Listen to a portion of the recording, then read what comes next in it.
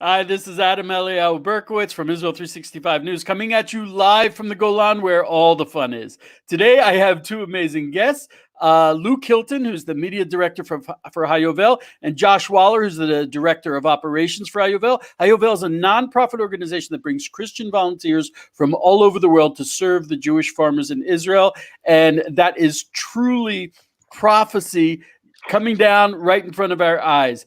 Luke and Josh recently did a video that really made me stand up and take notice. They went into a couple of Palestinian villages just to see what it was like, the real truth. And what they found, and the video is amazing, is they actually showed that the majority, in some cases the vast majority, of the apartments are empty, unoccupied. And we're going to show a short clip. Oh, fantastic. Fantastic. Okay, guys, this morning we're going to go bust some leftist myths.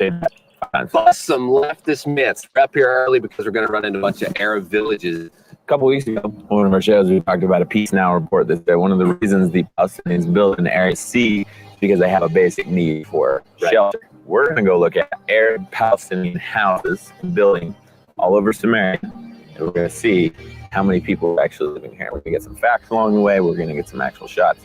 We're going to try and go on location.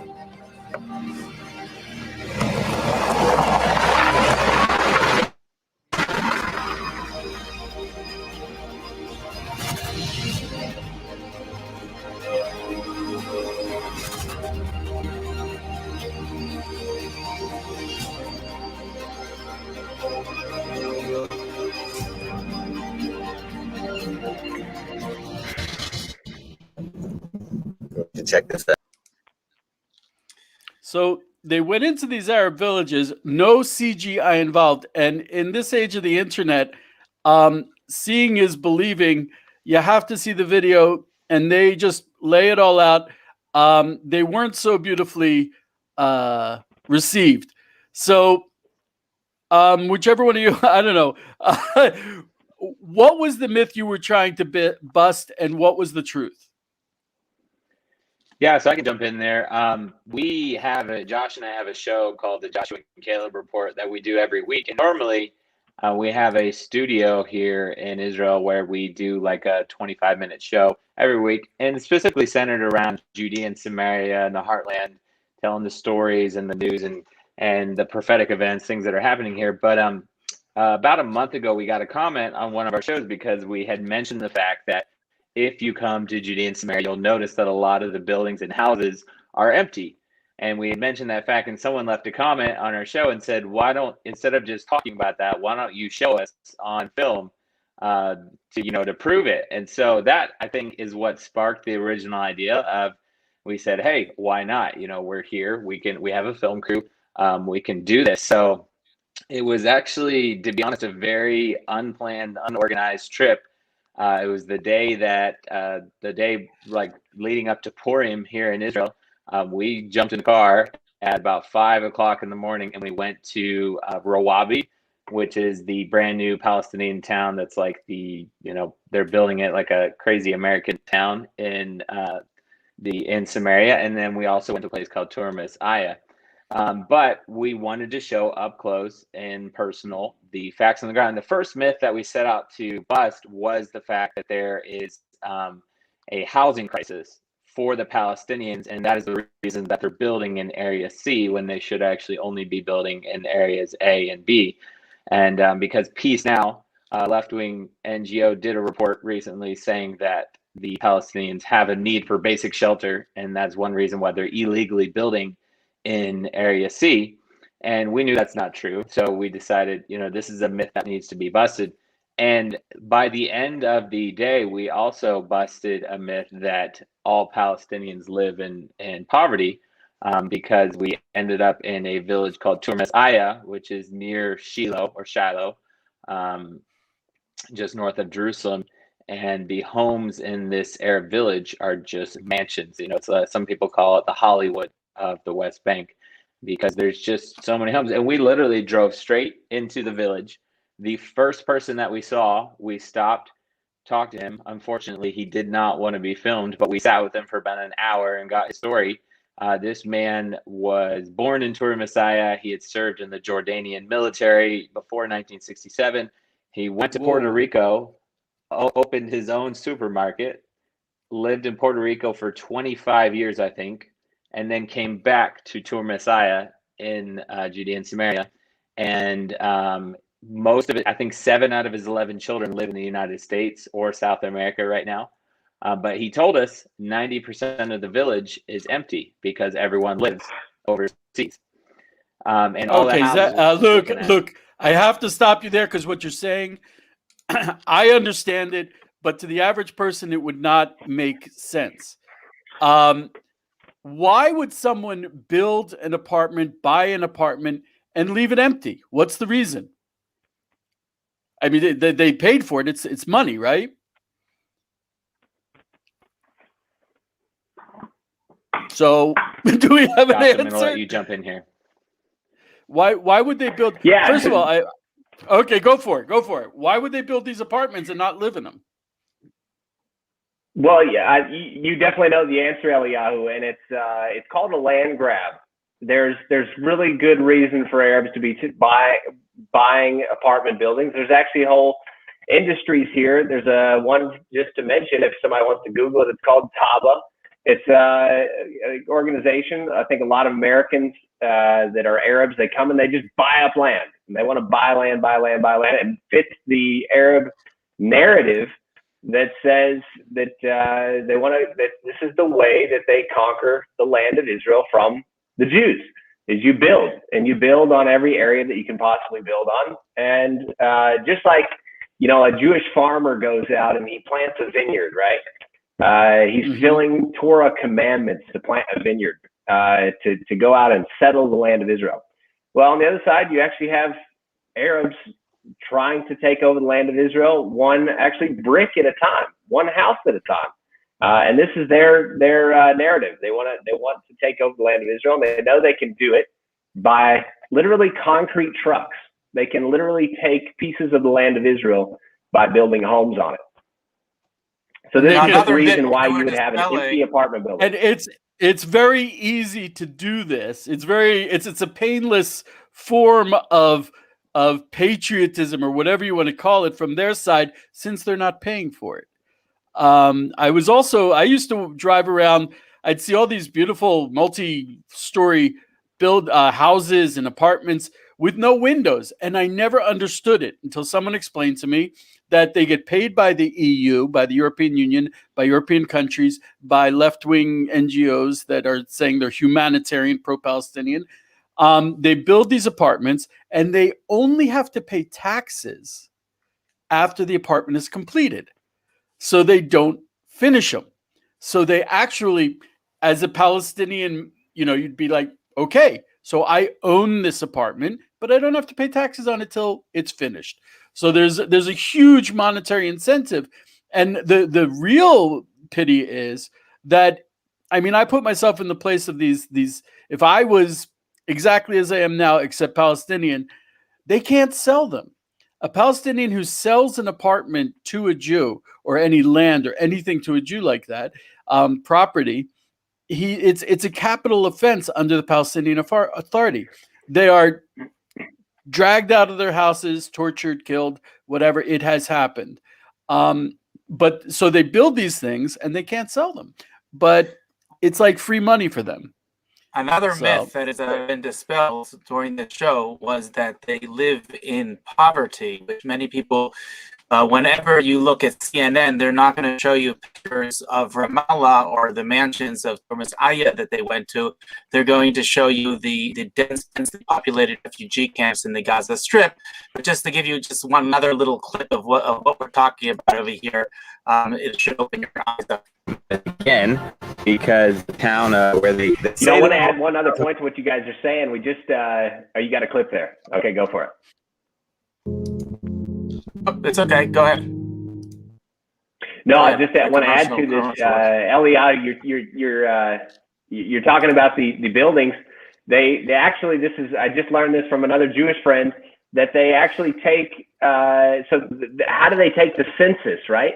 So there's big arguments over how many Arabs there are actually here. How many Palestinian Arabs?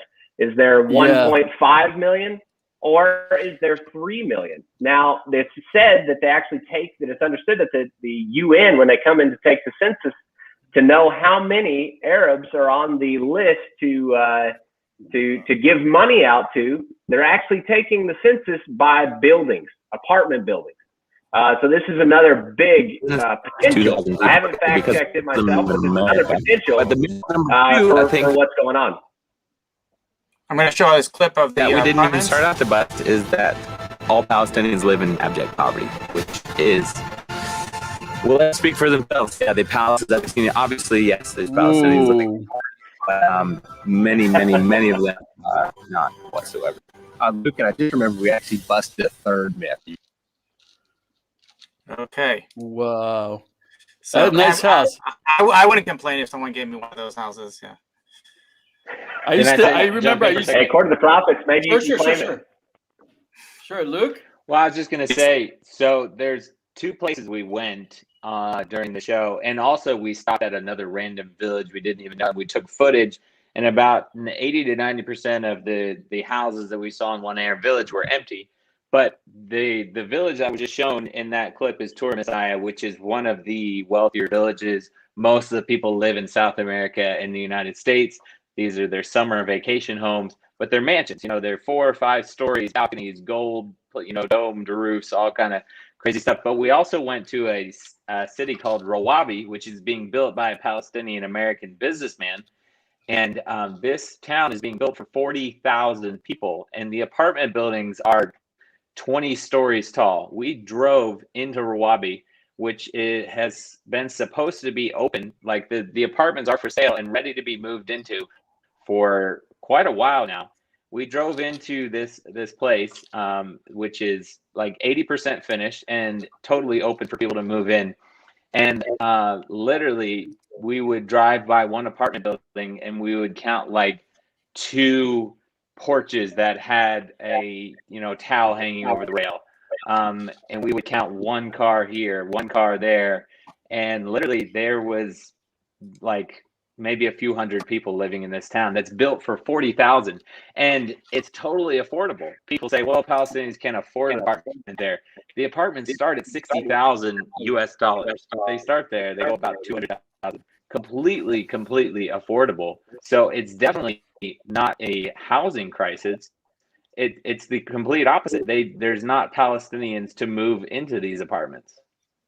There's a third myth that you didn't even talk about, but you talked around, which is you were talking about the UN census, how they take a census in the Palestinian towns in Judea and Samaria, but there's also the problem with the UN. They say that there are something like 5 million Palestinian refugees, but they're counting Palestinians, the refugees from the 2nd, 3rd, 4th generation, because a refugee is defined as a person who was forced to leave their home because of various reasons, war, political persecution, and that does not include this generation.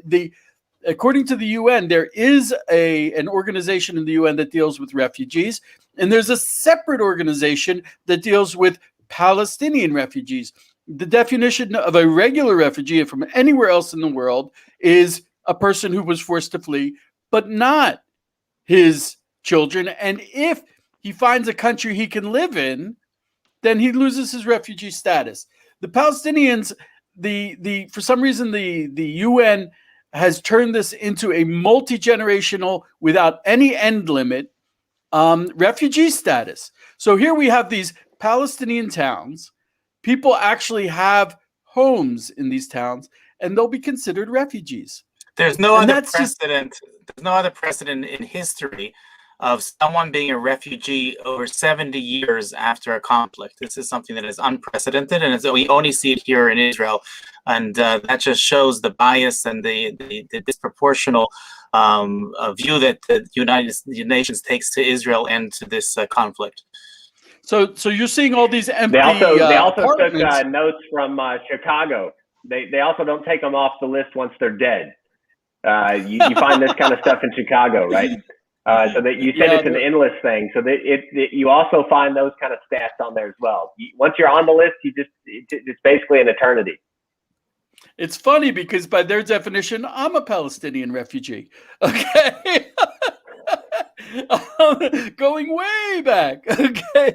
But you go into these villages and you see empty houses, beautiful houses, and what's going on. And it's all being funded. Like I said, it's free money. If I could build an apartment and get paid to do it and then not have to pay taxes on it, gosh, I'd have several apartments. Are there any other myths that you notice? Also, I want to say I used to live in Gush Etzion. I used to hitchhike to work, which was fairly common, and we lived amongst the Palestinians. I used to sit there. Oh my gosh, there was this one contractor. We had the same schedule. He would drive by me every morning. He had a Cadillac pickup truck, literally. I mean, this thing, and he'd go by and I'd just be like, whoa. And we would laugh, but there, okay, yes, there are poor Palestinians, but to give over this narrative that seems to say they're all poor is absurd. And it's literally contrary to what you showed in your video. Were you not? I have a question. Were you not afraid to do this? Because just as a disclaimer, this is not something you should do yourself at home. This is something which, in fact, you two had a show, I think, a month ago, in which you showed a Jewish and Israeli jogger. It was running through and accidentally ran into an Arab village and was beaten, and thank God he wasn't killed. But there have been lynchings, and if somebody just happened last week in East Jerusalem. If somebody were to mistaken you guys for being Jewish, you're driving around with yellow license plates, asking questions, you could have really been in danger. Did you feel it at any time in danger? What do you think, Luke? I didn't feel too endangered. I think you might have felt a little more. You might have had your sensible hat on more than I did. But what did you think, Luke? Yeah, Josh is definitely more of a risk taker than I am. But we specifically went at 5 o'clock. Josh's are like in the morning because we wanted to see what it was like early in the morning. It's definitely a lot easier then. But to be honest, we drove past one red sign on the way to Rawabi and drove through a lot of Palestinian villages. But once we got to Rawabi is a place that's open. You don't have to even go past the red sign to get there. We did get kicked out by this local security, but they were actually super, super friendly. The security guy actually tried to get us an interview with one of the officials from Rawabi, and when they told him no and that we had to leave and we couldn't film anymore, he was super apologetic, wasn't he, Josh? Yeah, he was pretty nice guy, but I think I used my 2 Arabic words on him, and he thought it was great, so we became friends. But I think that was our concept was to go in. If they only knew what we actually do, then yeah, we might be, Luke. There might be reason to be a little bit more careful. But going in, looking American, playing the American part, and our goal is to go make a few buddies.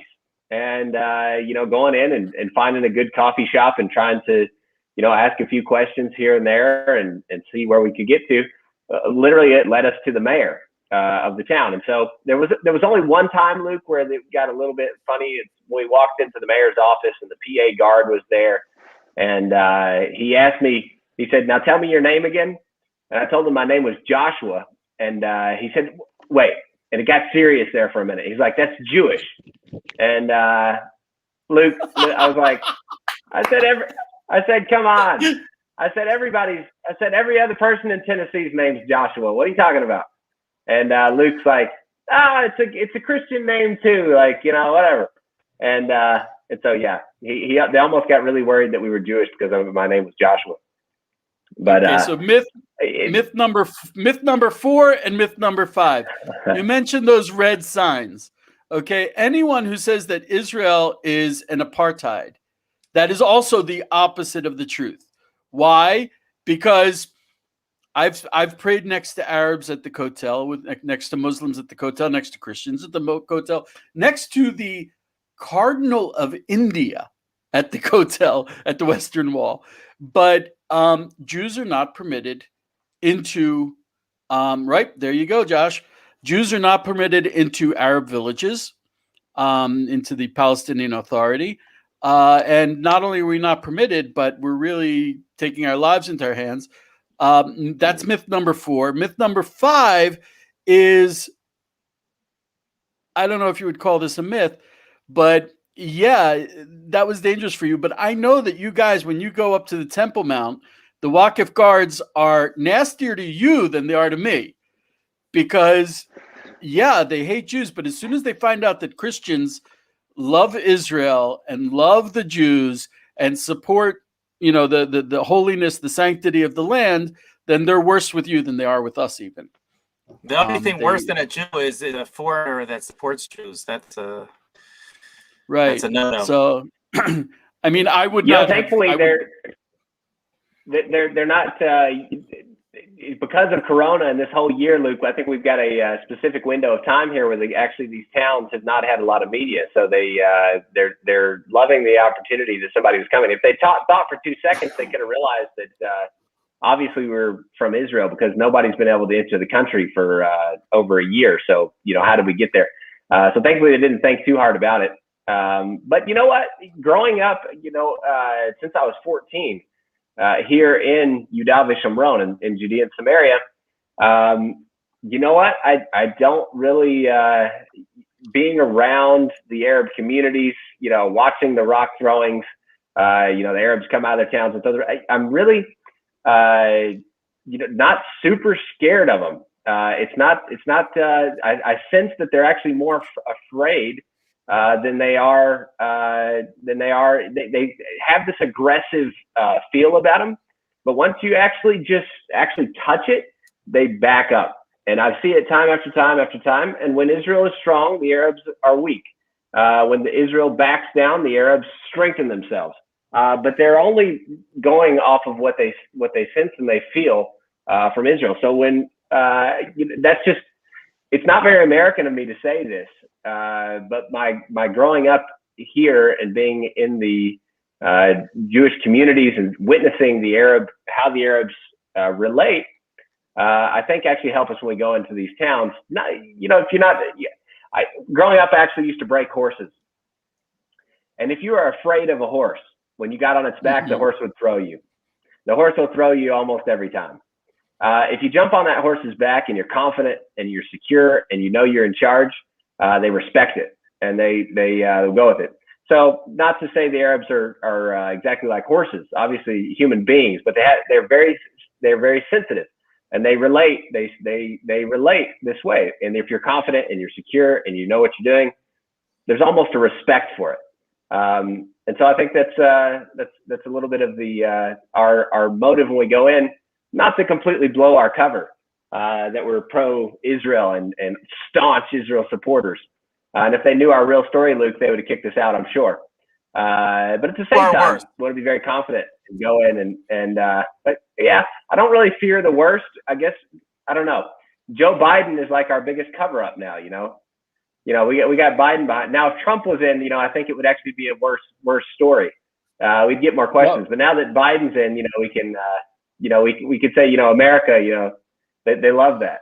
Most of these guys are literally getting their Social Security from America. Literally 95% of the town that we went into was getting their Social Security straight off of American Social Security. So, they love the Bidens. Oh my gosh. I remember, you guys are young. Understand. Being as a Jewish person, you wouldn't go in there as a Jew. You no. just couldn't do it. Oh no. Really not. And I remember though, you guys are youngins, but I moved to Israel in 91. And I remember before Oslo. When I was born. Okay. Ouch. I joined the IDF in 91, so. Okay. And we used to be able to we used to go into Arab villages. There were Arab villages that did a great business. Restaurants, coffee shops. You said you were looking for a coffee shop in there. Arab coffee, great stuff. This is going to sound really racist, but back in the day, there were no Jewish auto mechanics because everyone took their cars to the Arab auto mechanics. They were better. They were better mechanics, and they had better prices. And you would go in, you drop your car off, you'd go out, have a cup of coffee or something, and then come back and pick up your car. Oslo, the peace process, destroyed that. And as a matter of fact, when you were saying that the guy didn't want to be filmed, one of the things they're afraid of is that the Palestinian Authority has what they call the anti-normalization. Anti-normalization is normal people living together, people doing business together. Anti-normalization is you cannot coexist with Jews. And Elio, if you remember, it actually, I believe it hurt the Arabs as much, if not much more, than it hurt us. And if you look at, remember, way more. The tomb of Rachel, there didn't used to be a giant prison wall up next to the tomb of Rachel, and it was open. It was in the middle of Bethlehem, and all the Arab stores there basically were funded by Jewish tour buses that would pull up, and they would buy stuff from all these different Arab stores, and then they put up this giant wall, and that was the end of their economy. Bethlehem is a ghost town, because the Christians there are treated horribly. The few that are left. The few that are left. The population is dwindling, and yes, it is. They are anti-coexistence, and I'm sorry, coexistence is how you live. It's how you feed your kids. It's how you get your kids to learn, to go to school. And the Palestinian Authority has an active and ruthless anti-normalization movement. If you think about it, people who say, "Oh, I'm pro-Palestinian," yes, you're anti-coexistence, you're anti-peace, and that's really, let's call a spade a spade. Anyone who is pro-Palestinian, as they call it, is anti-coexistence, and I think that's another thing that your film graphically illustrated. If you go there, there is no fence around the Arab villages you visited. If you go to a Jewish village, just very, very nearby, there are fences around them. Why? Because they know we're not going to go in and hurt them. But the opposite is not true. That's another myth. Myth number 6. Yeah, okay. Yeah, true. We have a lot more myths to bust in the future. We have a lot more shows to I can't wait to see it. I love it, but don't do this again. Okay. I know you guys are from Tennessee. I know you guys are like, I wish I had one of those hats, you know. You put on the hats and you have your cup of coffee and you go rock and roll, but it is a dicey thing. It is very scary to go. I wouldn't go into those villages. And I used to, but I won't anymore. Yeah, let me I got to tell you this, but in the IDF you did, right? Yes. In the IDF you go into the Arab villages, right?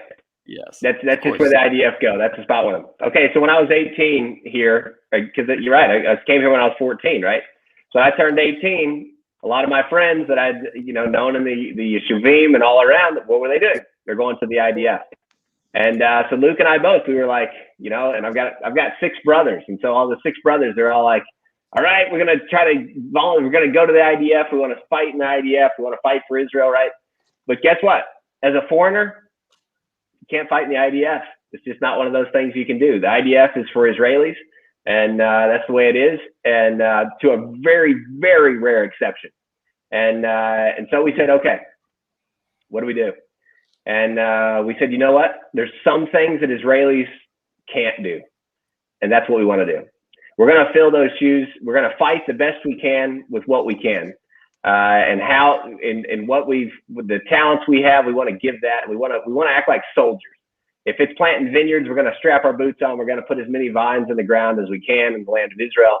If it's planting trees, it's the same way. If it's putting in security roads, it's the same.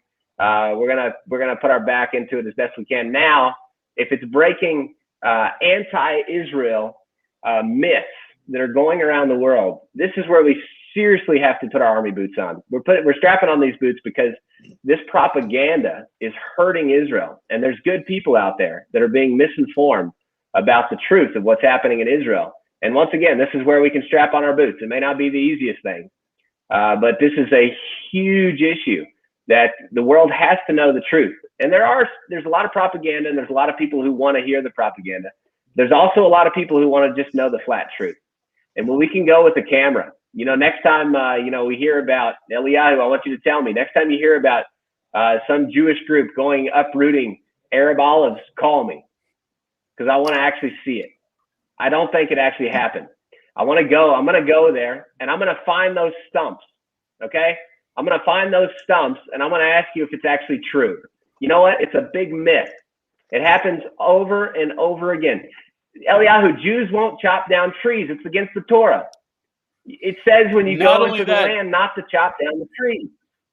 Not only that, do you guys do olives? Do you do olive trees? Oh yeah, I've picked so a ton of olives. So you have olive.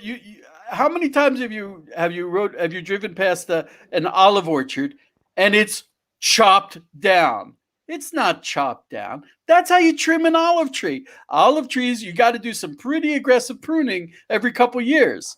Otherwise, you're not going to have olives. No, but the Jewish settlements have been known to have been targeted by Arabs, and then when they chop it down, they actually cut it at the root, which actually destroys the tree, and it takes many years for it to grow back to its previous glory. So it's something that is done, unfortunately, and but it's usually done in the opposite direction that you hear of. Also, okay, exactly. So you made 2 points. One is, I'll tell you something. I moved to Bahrain. I'm going back more than 20 years, and back then, they would be accusing Jews of things that didn't happen, but eventually it did start to happen, because you see enough of your friends killed. You see enough of the horrible stuff. It's going to go in and it's going to affect you. And the younger generation, I do see these kids. They throw rocks, not nearly as much as it's reported. And there is, because it's one of the few pieces of ammunition that the left wing in Israel can use, they push it forward. Strangely enough, as horribly anti-Israel as it is. And as you pointed out, in the other direction, what we call agricultural terrorism, it happens an awful lot. And I know when I lived in Bahrain, Kfar Zion had a lot of orchards, and it was all they have to do is burn. They just have to throw in some flammables, and you've got a problem. So that's also. Oh yeah, I just read today. I believe that it's agricultural terrorism is up in 2020. It was up 58% as it was last year, I believe. So this is a serious issue now. Which is crazy. But Josh, to your point as well. Didn't you guys get some trees? You guys had trees destroyed? Yeah, we had trees ripped up. Yeah. It was just another one of those things where we get to identify more with the Jewish people and the struggle to settle the land. So it's an honor. It's an honor to walk in those shoes. If it's going to happen to Jews, let it happen to us. We need to feel the same pain. We need to be able to fight the same fight. It's a blessing. May you be blessed. You guys are awesome. I'm blessing you night and day. I really am. You know what? Of course, there's knuckleheads out there that are going to do bad things on both sides. And like Josh was mentioning, there have been a few olive trees, I'm sure, that were cut down by some 16-year-olds. 16-year-olds don't have a lot of sense. That's just pretty common. And I'm sure that happens sometimes. But the propaganda is what Luke and I are going to fight against. When something is posted out there as though it's true, and it's just not, it's fabricated, they're going to turn a little molehill into a mountain, right? That's when we're going to call it out. When they bring stuff like this building, literally, Peace Now, Luke, they published it. They said the Arabs are having a building crisis because they're not allowing Israel to build in Area C. All right, Luke, what did we do with that? We said that's a bunch of baloney.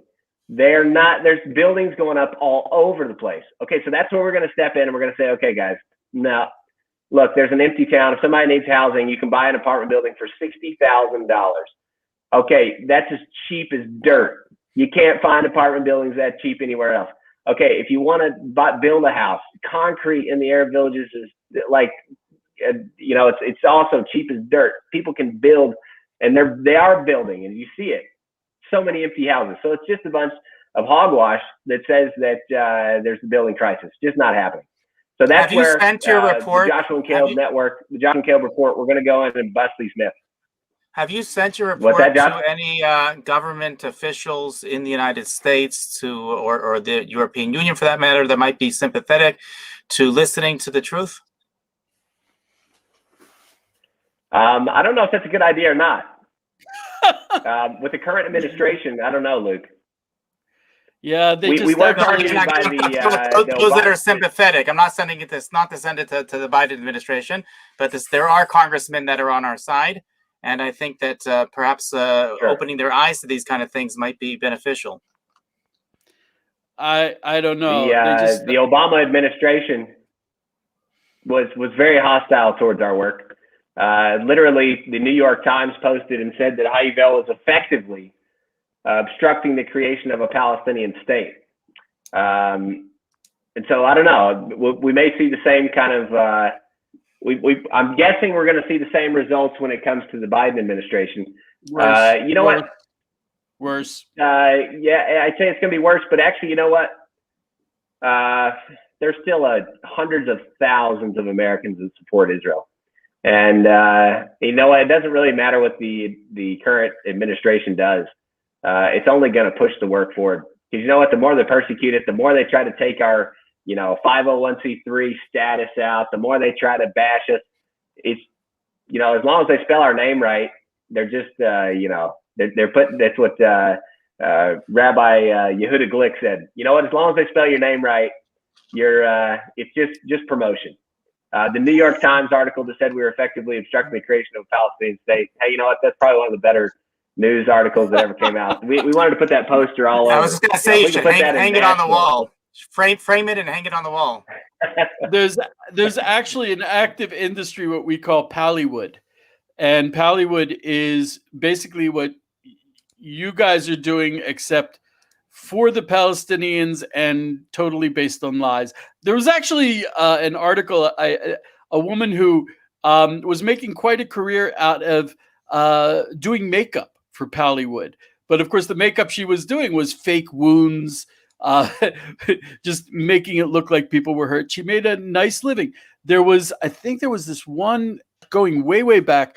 There was this news report they showed an Israeli soldier, and it looked like he was beating up a bloody young Palestinian man. And then it turned out the real story was the IDF soldier happened to have been a Druze, and he was protecting a young Jewish boy who had just been attacked in Jerusalem. That was the active propaganda against Israel is shameless. It's shameless. When Joshua and Luke were just in diapers, I was reporting in Ramallah. Here's a picture, and I remember how they would be waiting for the signal. They would all be waiting for the signal, and then as soon as the reporters all showed up, all the cameramen showed up at the scene. All of a sudden, everything would they would be stoning. They would have this made up riot just for the cameras. And then as soon as the cameras turned the other way, that was it. They all went home. It was literally made up for the cameras. I literally saw that. I was serving at the DCO in Ramallah the last year that Yasser Arafat was alive, and he was in Ramallah. And we were sitting there in this IDF base in the heart of Ramallah, and all of a sudden you see all the people joining. Nothing was happening. They just all started coming out of their houses and gathering at this one spot. And my officer said to me, "Get ready, there's going to be a riot." And I'm like, "So what should I do?" He said, "Nothing. It's just for the cameras." I'm like, "What?" And literally, they showed up, and there was one IDF armored Jeep with 4 soldiers. And these guys, I give them a lot of credit. 3 guys, very calm, very collected, rubber bullets and gas. And there was a telephone pole, and there was one old guy standing behind the telephone pole yelling at the young guys, "Okay, you go there, you pick up those rocks." And I couldn't believe it, because I was a medic. I had a lot of respect for the Palestinian medics, and I would really try to connect to them, and I saw the ambulance. it would go out, open up the back, put young men into the thing, and I literally watched it drive back behind a building, open its doors, and the same young guys got out and went right back to throwing rocks. I saw it in front of my eyes. And like you said, they set up. Half an hour later, the reporters showed up. Went on for about half an hour. Reporters left. Everyone went home.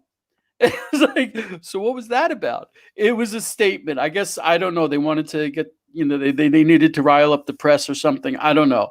But you guys are doing, unfortunately, Eliyahu, that's what sells. That's what sells. That's the kind of media that sells. Yep. But there's We a gotta saying change the narrative. there's a saying in Hasidus, a little bit of light dispels a lot of darkness. So there's a lot of lies, a lot of darkness out there. You guys, all you have to do is have your morning coffee, get in your car, and go, and you can dispel a lot of darkness, a lot of lies with a little bit of just, let me show you what's happening. That kind of truth, to let people look at it, make up their own minds. And I think that can dispel a lot of this darkness. It's so blatantly a lie. It doesn't even make sense that a little bit of light, a little bit of truth, bang, it's gone. I think God willing.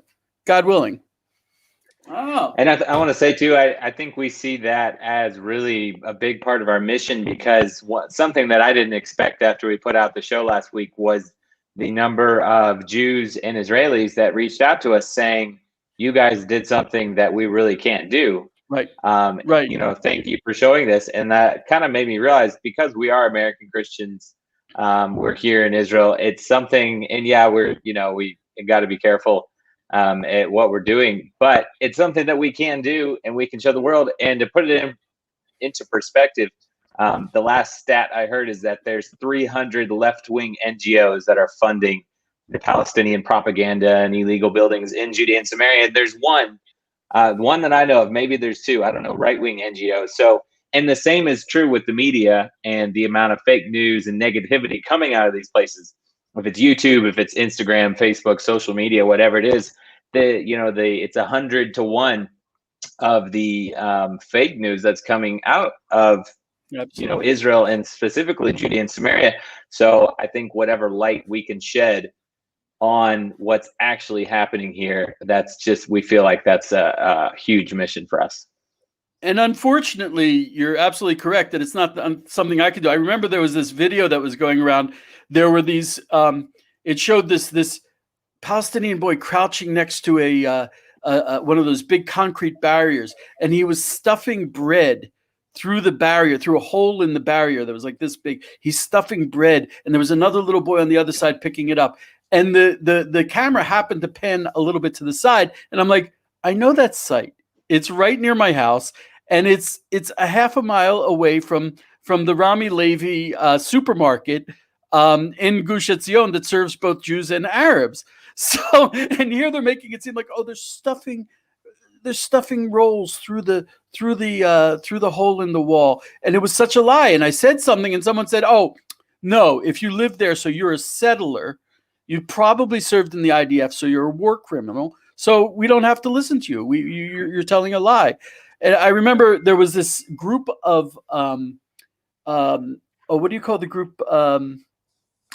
Taglit. How do you say it in English? The Birthright. And they do a beautiful thing. They bring Jews to Israel who have never been here, which I've seen eyes opened up to a new definition of what Judaism is. And there was a group that came here and they protested. They said, they're not showing us the real Israel. We're traveling around and we're not seeing the real Israel. We know what Israel is about because we learned about it in university. And they're not showing us the real thing because they're not showing us the oppression. They're trying to hide the oppression from us. And I'm like, this is what you are seeing. You're seeing with your own eyes and you won't accept it. And unfortunately, there's a lot of that people just will not, they would rather, they're so stuck in the narrative that even when the truth is shown to them, right in front of their own eyes, sometimes they can't even see it. So you guys have your work cut out for you. You would think it's easy enough to just like, here's the truth, but no. I think there are a lot of people who, even when they see it, they won't accept it. That's actually a serious problem with birthright. There's something called Yeah. extenders, which means that after you finish the birthright program, you're able to extend your trip for another 10 days, and you're able to do basically whatever you want. And a lot of times, after having done birthright and being turned on to all the positive things about Israel, many of the birthrighters are approached by Arabs, and they're told, you know what, and this plays right into their American backgrounds. They say, you know what, you heard the Israeli narrative, you heard their truth. Now, why don't you want to be fair? You should hear the other side. And for the last 10 days of their trip, they go around and hear propaganda from the Palestinians, and then they go back not being more pro-Israel, but actually being more anti-Israel than when they came. Do you guys think that Israel's bad at public relations? We're doing our part. We're doing everything we can to help out. You would think that Israel would have this under control. I guess they've had a few more things to worry about, like survival and like establishing a nation and things like that. So I'd like to address that. I think that if you look at Israel's history, you'll see that they made a huge mistake by believing that if the truth is on their side, that they don't have to have public relations, because we're telling the truth, so we don't really need to prove it to anyone. And that was one of the biggest mistakes, because meanwhile, the Palestinians created an entire mythical nation, a whole narrative which is accepted by the world. They did an incredible job of selling people on this propaganda. And Israel just sat back and said, the truth is on our side. And they've been recently doing a lot better, but they're very late to the game. I think that this has really hurt Israel's image over the years. Well, put this on your calendar. I actually totally agree with Josh. I think that probably is the case.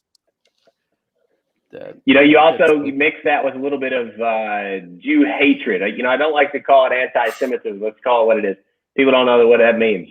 You mix that with Jew hatred, and that's, I think, what we're dealing with. It's a lot easier to believe somebody else than it is to believe Jews when you already have Jew hatred in your heart.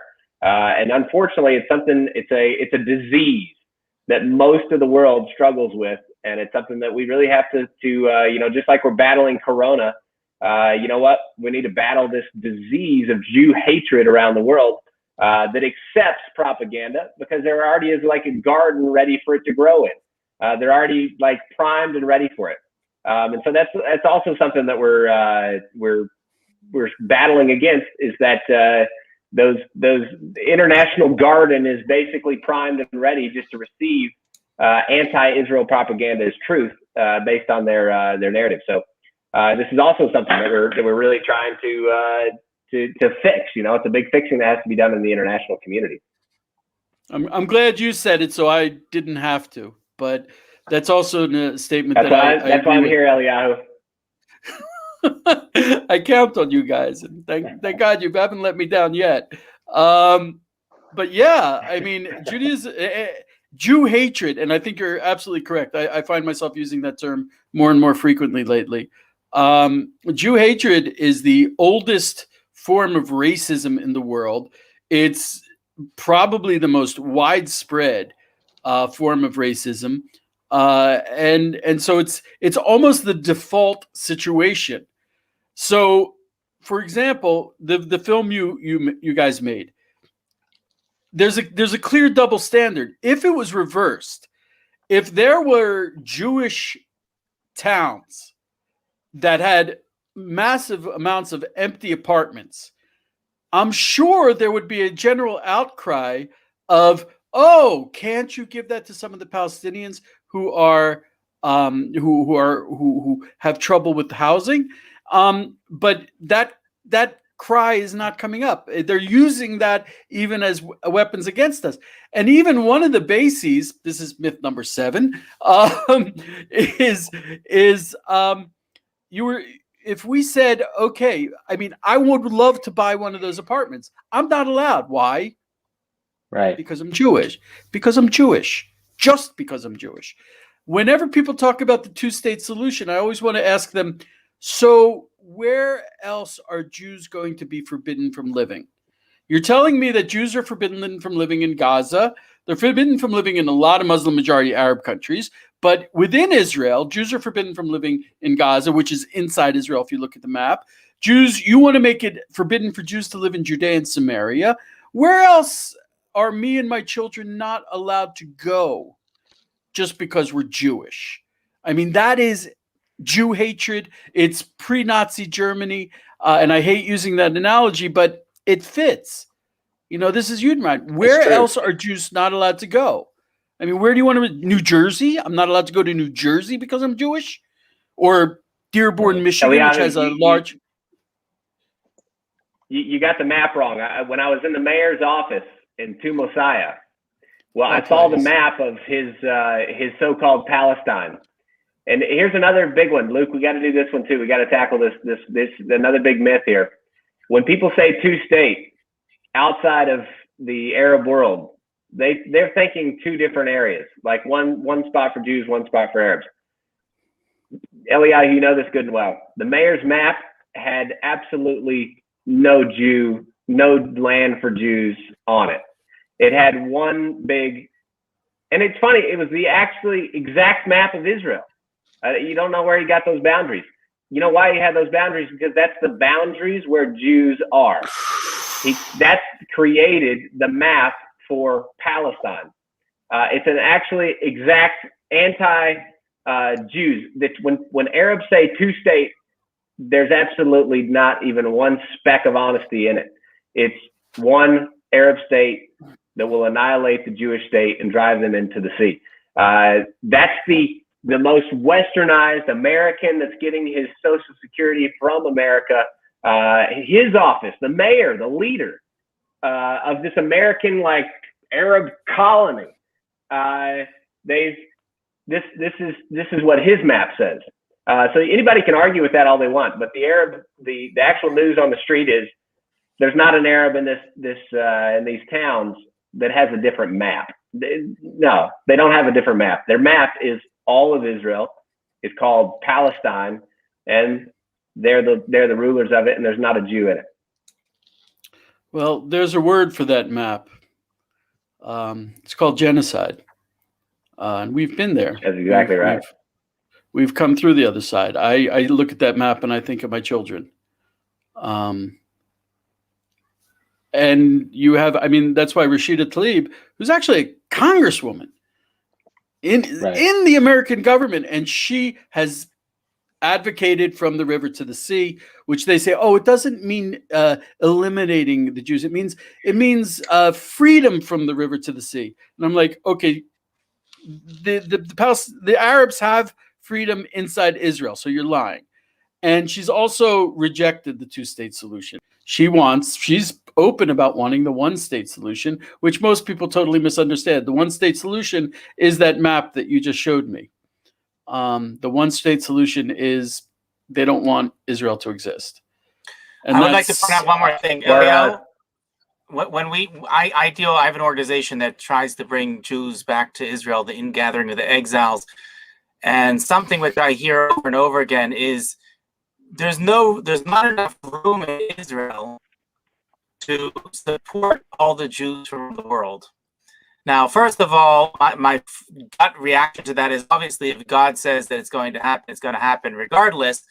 But clearly, to me, anyone who says that has never been on a tour of where Luke and Joshua just toured. I mean, if you see all the empty buildings, all the apartments, and you just go and see all the empty land throughout Judea and Samaria, you know, and that's not even talking about the extended biblical borders of Israel. We're talking about within the state of Israel today. There is plenty of land to house all the Jews in the world, should they choose to make it their home. Okay, Luke, I have Josh, we just pulled the stats on that. We literally just pulled the stats. Luke, you remember the stats? We just pulled them up on like 2 weeks ago of the show. Yeah, I'll give them to you quickly. Well, I'll give you the kind of the bottom line is that 60% of just Judea and Samaria, we're talking about Judea and Samaria, 60% of it is Area C, but the Jewish population only covers 2.5% of that landmass. So Wow. even in what people think is the West Bank, they think the Jews are taking over the West Bank, driving the Palestinians out. Palestinians actually take up way more than 50%. The Jewish people living in Judea and Samaria are taking up less than 3% of the land here. Luke, I have a personal request. Please don't ever show me that map again. I will cry if I see that map again. It's deep. It is deeply disturbing. It's a plan for genocide, plain and simple. It is a plan for genocide, black and white, hanging on his wall. That's deeply. I have never. Well, okay, I can't say that. Elio, clearly you've never been to my neighborhood, because if you go through the areas in eastern Jerusalem, you will find this same exact map all over the place. This is something which is sold in the Arab shuk, in the marketplace, in the old city. This is not something that they hide in any way. This is not something that they're keeping under the table. They proudly, they proudly display this everywhere. I don't think there is a Jewish mayor in Israel, even in Bahrain, which was considered extremist, that would have a map like that eliminates all the Palestinians. Like I said, we're striving for coexistence, and anyone who isn't, and there are people out there, they're considered extremists that are not really tolerated. You can see that if an Arab kills a Jew, he gets a paycheck from the Palestinian Authority. If a Jew kills an Arab, he is treated by the law, by Israel. So there's not really a parallel. It's not tit for tat. It's not the same situation on both sides of the fence. But that map, that's a plan for genocide, plain and simple, hanging in a mayor's office. We're not talking about some extremist organization. And this is a man who spent a lot of time in America and whose constituents... He has a degree from a university in Chicago. Right. And a lot of his constituents, a lot of people, the majority of the people from that town are, if not American citizens, spending a lot of time in America. And they are pro-genocide. That's deeply disturbing. I'm now, what's a little bit weird about this whole story, Elio, is that if you go right next door to the Jewish town of Shiloh, or Eli, you will find that there is a large percentage of American Jews that have moved to these settlements. So you have American Jews on one side, and you have American Arabs on the other side. And these are people that you would think would have learned how to be tolerant with each other in America. And indeed, they are generally tolerant to each other in America. But you come here to Israel, and they are clearly at war with each other. It really does make me want to cry. Wow. Okay. We really have to end it here. This has gone on.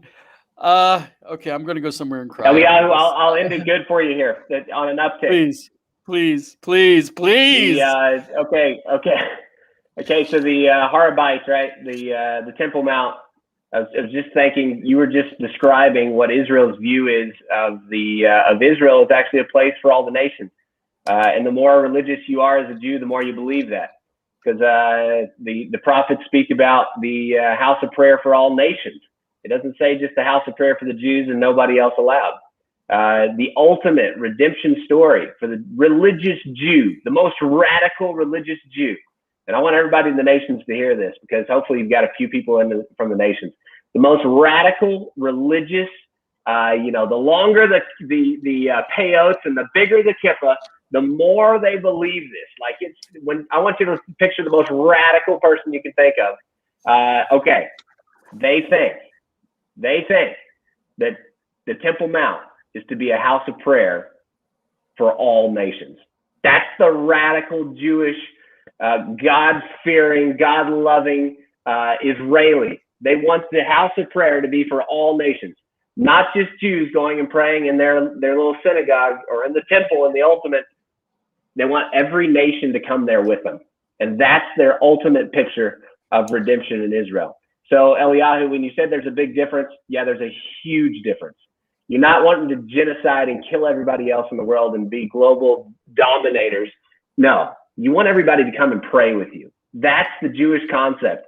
When Israel rules over the God-given land of Israel, it's actually, Eliyahu, it's actually a little bit bigger than this map. The Palestinians got their map wrong. It's actually slightly bigger. They're not going to be able to get rid of all the Jews in that area. It's just not happening. It's much bigger than that. But maybe, Lord willing, one day, these guys, they're going to have a light bulb moment, and they're going to realize, hey, you know what? Praying together with these people is going to end much better. Let's put the knives down. Let's put the swords up. Let's put the guns up, and let's submit ourselves to the God story. And that's going to be much better for them. They're going to realize, and guess what? There's an open door for that to happen. It's just the Bible narrative is that all nations are invited to come and pray with you. I think as one from the nations, that's the biggest honor, and that's one of the biggest reasons I love Israel. I love the Jewish people. I love the Temple Mount because I long for that day when I can pray with you, Eliyahu, there on the Temple Mount. What a day! Oh my gracious, would that be to stand together in that ultimate redemption? To be someone from the nations can go and pray just as the prophets foresaw it. So that to me is the ultimate, and that's what Israel wants. Is a place of prayer for all nations. So, Eliyahu, thank you for being here in the land of Israel, and thanks for having us on. And maybe one day, maybe in our days, right, when we can fulfill that this desire. God willing. That's when you go back and get Caleb and drag him back here. That's right. I want him too. Amen. That's okay. right. You're absolutely right. Thanks for helping me out with that one. If I think about the other stuff too much, then it really gets me down. Yeah. So that's right. Thanks everyone for joining us. This has been Joshua Waller and Luke Hilton from Hayovel, going out, shedding light on the darkness and telling the truth. And that's really what we need these days, is more truth. Thanks for joining us. Amen. If you bless us, we got to bless you back. That's what's written. The directions on the box. We got to do that. And I'm happy to do that. Thank you all. And you all have an amazing day. And talking about the IDF and the Army, we have a special message for you. Oh, stay tuned. gosh, right. Oh. שלום לכם. שמי ברוך בן יגאל ואני אבא של לוחם סיירת גולני, עמית בן יגאל.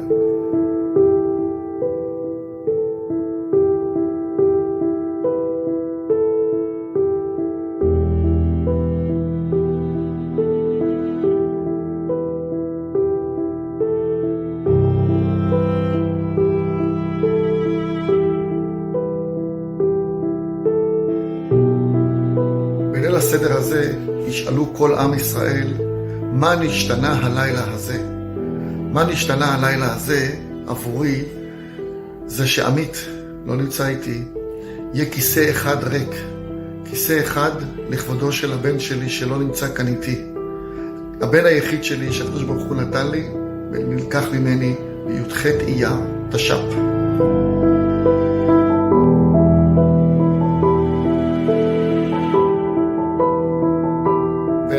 אני מבקש מכולם להשאיר כיסא אחד ריק לעמית. כיסא אחד שבו נזכיר לכולנו שיש לנו ערבות הדדית. כל ישראל ערבים זה לזה. הערבות ההדדית, עמית בשנה שעברה נלחם בשביל כולנו. כולנו נשאיר כיסא אחד ריק למען עמית. תודה רבה.